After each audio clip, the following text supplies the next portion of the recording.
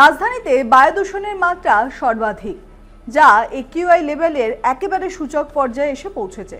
তবে বাদ যাচ্ছে না শহর কলকাতা। তিলোত্তমার একাধিক জায়গায় একিউআই লেভেল বৃদ্ধি পাচ্ছে ক্রমাগত। এর অন্যতম কারণ হিসেবে পরিবেশবিদরা মনে করছেন যে বাতাসে ধূলিকণার অবস্থান, তাপমাত্রার তারতম্য এবং বায়ুর গতিবেগ কম থাকায় এই দূষণের মাত্রা ধীরে ধীরে গ্রাস করছে তিলোত্তমার আকাশকে। তবে একেবারেই বলা যায় যে সূচকের একেবারে নির্দিষ্ট যে সীমা তার থেকে অনেকটাই ওপরে রয়েছে বেশ কিছু জায়গায় এয়ার কোয়ালিটি ইন্ডেক্স।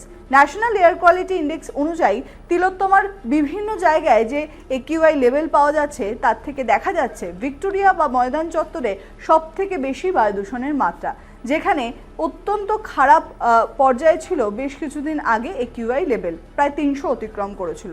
তবে রবিবার সকালে একিউআই লেভেল রয়েছে 286 এবং সেটি অত্যন্ত খারাপের থেকে কিছুটা কম, খারাপ ইন্ডেক্স বা রেড অ্যালার্টের আগের পর্যায়ে অবস্থানরত। অপরদিকে যাদবপুরে রয়েছে প্রায় 218 একিউআই।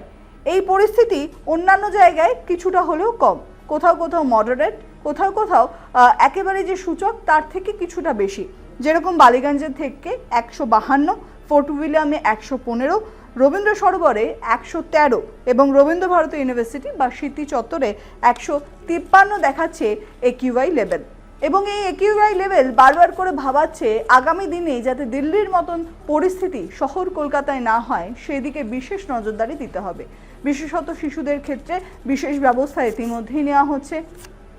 পলিউশন কন্ট্রোল বোর্ড এবং কেএমসির তরফ থেকে বিশেষ ব্যবস্থা নিয়ে সকাল এবং সন্ধেবেলা শহরের রাস্তায় জল ছেটানোরও ব্যবস্থা রাখা হচ্ছে, কারণ এই শীতের সময়ে তাপমাত্রার তারতম্য এবং বাতাসে ধূলিকণার পরিমাণ অত্যন্ত বেড়ে যাওয়ায় ময়দান এলাকায় প্রচুর পরিমাণে ধোঁয়াশা বা কুয়াশার দেখা মিলছে সকাল এবং সন্ধে।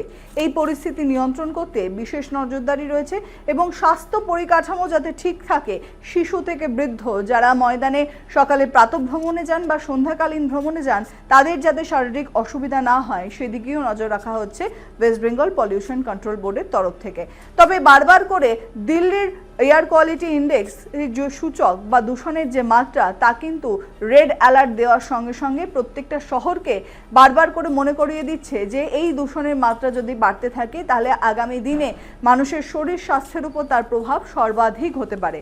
তবে এই পরিস্থিতি আগামী কয়েকদিনে কিছুটা হলেও কমার ইঙ্গিত মিলছে। ধীরে ধীরে তাপমাত্রার পারদ আরও বেশ কিছুটা নিম্নমুখী হলে এই যে দূষণের মাত্রা তা কিছুটা হলেও কমবে, কারণ সকালের দিকে শিশির পড়লে এই ধোঁয়াশা বা কুয়াশা অনেকটাই কমে।